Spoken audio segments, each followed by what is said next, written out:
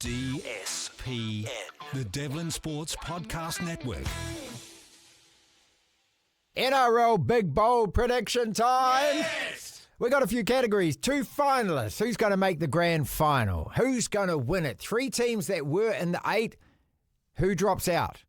3 teams that weren't in the 8. Who goes in? Because every year, I think it's 2.8 teams drop out, 2.8 go in. Yes! How will the Warriors go? And 1 big, bold prediction for the season. 2 finalists to kick it off. I got Melbourne Penrith. Tell me I'm wrong. Argue against that. I'm right. Those 2 teams will play the grand final.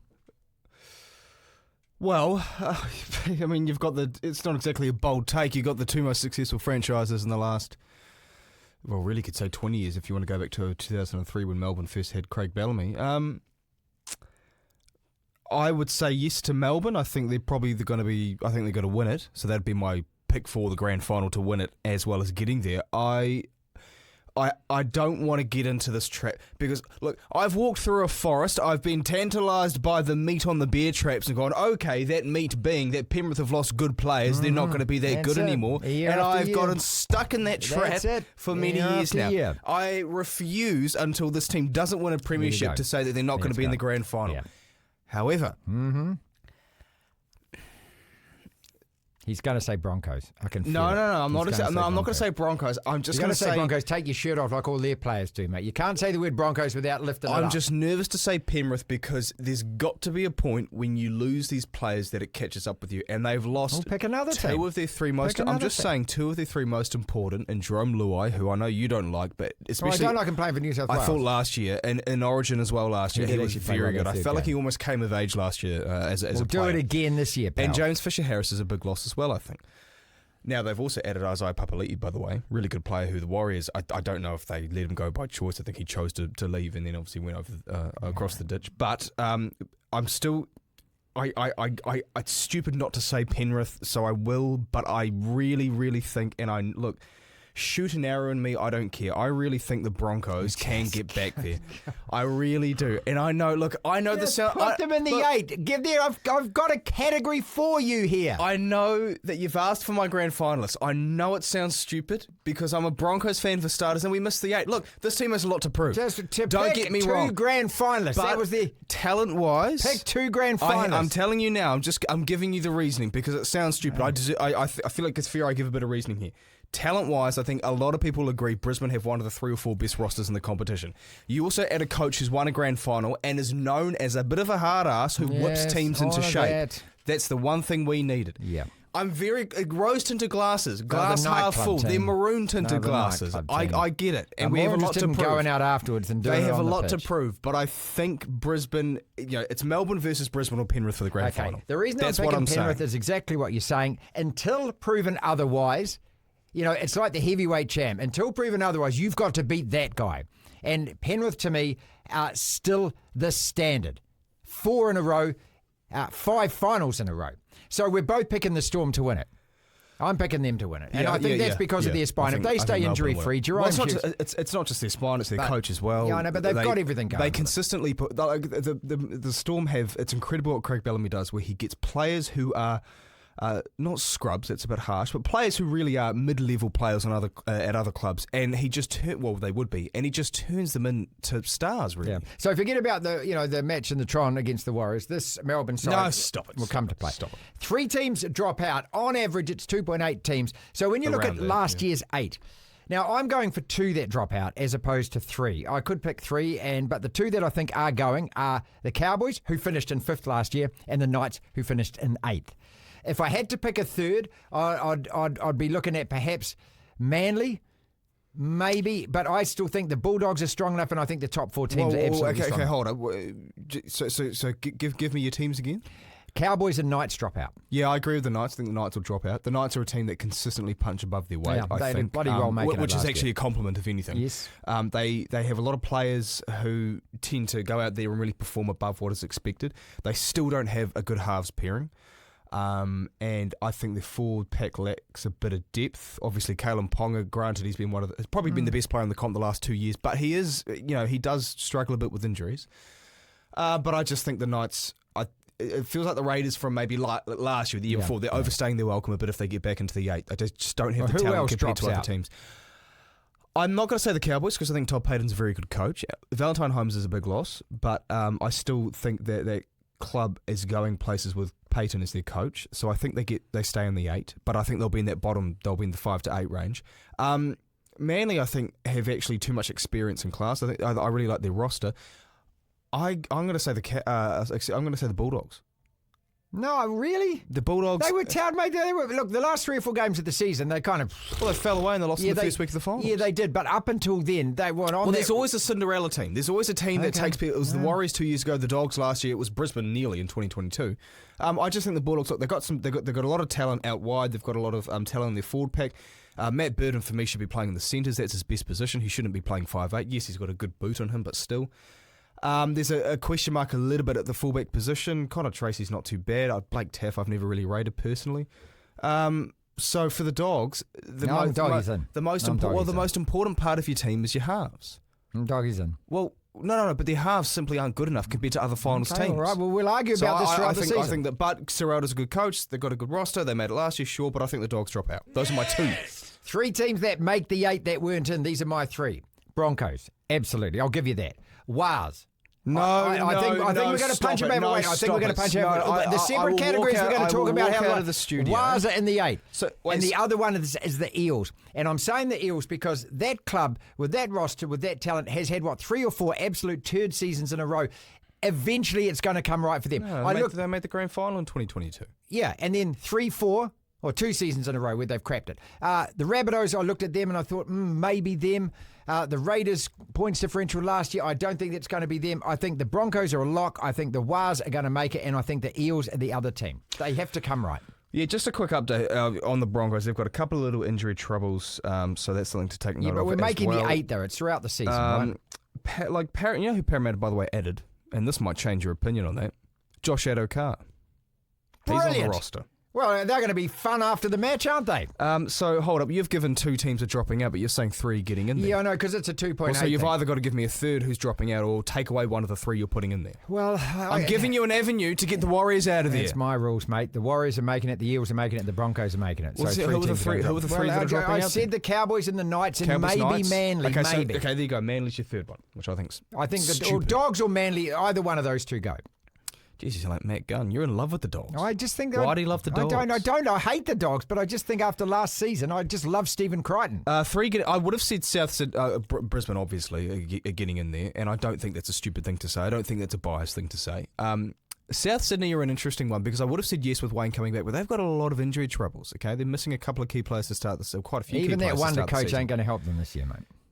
Well, that wonder coach nearly got the Dolphins, a brand new team, into the 8. He should have gotten them into the 8 last year. So I'm not too sure about South. I would still say yes, being glass half full about these injuries. You know, Latrell being one. He's like, I love Latrell Mitchell as a player, and he's really slimmed up. But man, that guy's never healthy. He is never healthy. It's just he's the Joel Embiid of the NRL. Well, it's just, so much promise and he's just never. And I want him to. I want him to be. I love Latrell Mitchell. Fantastic to watch, mate, but yeah, he's got to be playing every week for that team to be winning every week. Exactly. So the Broncos, I'll say yes to South Sydney. Jeez. Outside of that, Parramatta maybe. I think the Dragons. Okay. I think the Dragons have added... Now, Miles said that on Thursday, said at yesterday's podcast, he thinks his Dragons are going to make it. On what basis? Well, last year, they didn't change much with their roster at all. It was pretty much the same team. And then they add Shane Flanagan as coach. And they went from cellar dwellers in the NRL to the top 8 in their hands, and they lost some games towards the end. They blew it. They absolutely blew it, the Dragons, and they looked good last year. They looked really good, and that's the impact of a good coach. And then you add Clint Gutherson to the mix. Okay, you've got Broncos. You got them. I got Broncos, Dragons, and South. So those are my 3 making it, and the 3 dropping out would have been, who were they again? I said the Dogs, I said the Knights, and I said Manly. No, I didn't. Did I say Manly or Cowboys? I think I only dropped out 2. Okay, if I'm only taking 2 out, which are the Knights and they are the Dogs, then my 2 going into the Broncos and the Rabbits. But the Dragons, seriously Dragons, they will be there or thereabouts for the 8 again. How will the Warriors go then? I'm picking top 8. I'm picking because I'm being optimistic about this. Okay, I'm looking at that roster, and what I'm hoping for is I know that we've dropped a lot of players, we've dropped a lot of experience and all of that, but sometimes the young guys. Matt Elliott was telling us the other day, sometimes that hunger and this just that freshness of youth and the fact that there's no fear factor and all of that. I think up front, if we can keep our two big boys fit all year, we've got two of the best go-forward props in the competition. Who? James Fisher-Harris. And who's the second one? Mitch Barnett. Barnett's good. No, I don't think he's in that top echelon of props in the NRL. He's an origin prop these days. I think those two to me are as competitive as everybody else. It is just the key for the Warriors is keeping the halves combination intact and those guys getting better as the season goes. To win it, to win it, when I'm talking about making the 8, you need 13 or 14 wins, right? You need to get 13, yeah. 13 wins. Okay, the Warriors had 9 last year. There's about 6 games that were bloody close, touch and go within a few points. You can win half of those games. They're that close to it. And look, and I looked at that Penrith game again. I watched that highlights. I watched the highlights the other day just because I was thinking, I was getting this theory about young players and what they can possibly do. That's one game. You're asking them to do it for 24. What I'm asking, I'm just saying the potential is there, and there's got to be a team that does that every year. Like the Dogs did it last year. The Warriors did it the year before. I think the Warriors can bounce back. Okay, hold up. Okay. There's a couple of counters to that. For starters, now, I don't think this is hot take. I really nothing against Mitchell Barnett. I really like Mitchell Barnett. Just quickly, I could probably name 4 or 5 at least other props in the comp. You need a guy that is that consistent. No, he's 8.5 out of 10 every time he plays. If you're looking at that front row duo, and James Fisher-Harris, I've got nothing bad to say about him, but I don't think it's up there with Brisbane, with the Roosters. I don't think it's up there with the Panthers, not at all. I think the Storm at least have enough size. To be fair, it's up there, but I don't think it's one that's... It's a top 8 position. That's all we're after. It could be 8th. Right, 8th is a good finish for the season. Maybe I'm a bit off there with my Barnett opinion. But now, this roster is, man for man, a smidge worse than last year's roster because you've taken out a lot of experience and you're relying now on youth. Sean didn't play last year, and right? now you're relying on Jazz youth. Is off the and bench. now you're relying on youth, okay? That's one thing. Secondly, that roster compared to, say, South Sydney, say, Brisbane, say, North Queensland, the Canterbury, all of these teams that could be on the fringe of the 8 or fighting for those last few spots in the top 8, it pales in comparison. Look, all of that is on paper, and you are probably right. But I think the Warriors in that bunch of about 7 or 8 teams that are fighting for the positions of 6, 7, and 8. No, I reckon that the home crowd advantage and just that wet sail that brings, and the origin period as well. If you add all of that, I'm optimistic about that. This is the issue, and I don't want to be critical of Warriors fans. I love the passion they show for their club, genuinely. But this is the issue I think with having a single club here in New Zealand is that you get these glasses on, these rose-tinted glasses, what's wrong with that? where you ignore the noise from the other side of the ditch. Yeah, man. I'm just talking about reality. I'm not talking about hype. I'm talking reality. But you're talking about things that apply to everyone. Yeah, okay, well, I'm only looking at the Warriors. Warriors. Potential of roster. Warriors. This is irrelevant to every team. What makes the Warriors special? Top 8. No, I think that's a legitimate answer. That's a legitimate top question. 8, and you're saying what? Well, now, I can't really say too much because I said my Broncos are making the grand final, so...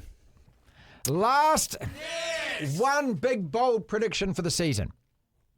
At least one player in the NRL is going to test positive post-match for cocaine or some other bold prediction. Another party drug. And the bold prediction is that person, when they front the media and do the tearful mea culpa, is not going to say, I was just out trying to find a phone charger. Also, my other big bold prediction is that the 2 guys in Canberra that got in trouble for getting drunk and doing all of that is going to happen at least another half dozen times throughout the season. Those are my 2 big bold predictions for the NRL. And the NRL will do what they always do. They'll embrace it, they'll tut it, they'll put them in front of the cameras, and then they'll be playing next week. Okay, well, I've got 3 that I've now got to reduce down to 2. Now, can I just preface this by saying bold predictions aren't really meant to happen. They're just wild things that, well, if you can make a good enough argument, yeah, okay. Do you think mine are bold? Maybe they could. No, I don't think. I think yours are going to happen. Those are happening. They're not bold. But we know they're happening. I can't say Brisbane, getting back into the top 4 and then into the grand final is a bold prediction because I genuinely think there's a good chance. Now, a great man named Billy Slater thinks the same thing, if I may say. He also thought he'd win Origin last year. Well, of course. And was 1-0 up. And guess what happened? A really well coached New South Wales side by Michael Maguire, now coach of the Broncos. And my man, Jerome Luai. Your man. I I've got two. One is that the Dolphins will struggle this year a lot more than the last couple of years. I think you're right. And based on the roster's good, I just simply think the job at hand for Christian Wolf, I think people think it's going to be a lot easier than what it really is because the greatest coach in the history of rugby league just did that job, and I think he'll be gone by the end of the season. I don't want that to happen. Don't misconstrue this as I want to see coaches get sacked. I genuinely don't. I just think that could certainly happen. My other one, I don't know if I can say this one because people aren't going to like me very much, but it's what I've sort of thought for a little while. I reckon that the Warriors, I don't think they're going to struggle. I think they're going to show promise. I think there's going to be a lot of young talent. There's going to be green shoots. I think it's exactly what Matt Elliott said. They're going to dip down, but they're going to show some serious promise by the end of the season. Here we go. You know what's coming here, don't you? No, I think... That's what's coming. That's what he's going to say. He's going to say it. I think that Andrew Webster's going to get poached and taken back to coach a team in Sydney. No, that's what I think. But now it's bold. Grant, it's bold. No. I don't think it's really. It probably won't happen. But I think the issue with the Warriors, if they can't become a consistent top 8 side, Andrew Webster's a spectacular coach. I think there is a Sydney club. Any club really, but probably a Sydney club that is going to come knocking on the door. That's what I thought you were doing there. I was thinking you're saying wooden spoon. That's what I thought you were going to say. No, they will be fighting off the spoon. No, I seriously think there is a good chance. My bold prediction before the end of the season. That whether it's this year or next year, I think that a Sydney club will come calling, and Andrew Webster will sit down and think to himself, "Do I actually want to stick it out here at the Warriors for much longer? Or do I want to go and coach?" Whether it's the Tigers, whether it's the Dragons or the coach, whoever, I think someone will come calling, and he will, at the very least, genuinely consider going back to Sydney and being a full-time coach for a club over there. My big bold prediction, you will be eating humble pie at season's end, and you'll be sitting here going, I was wrong about the Warriors. I probably will be, and I'm not saying I want it to happen. Cut the tape. No, that's all I need. I'm just saying I think there's a good chance, and it's bold, it's absolutely bold, but I could absolutely see it happening. DSPN.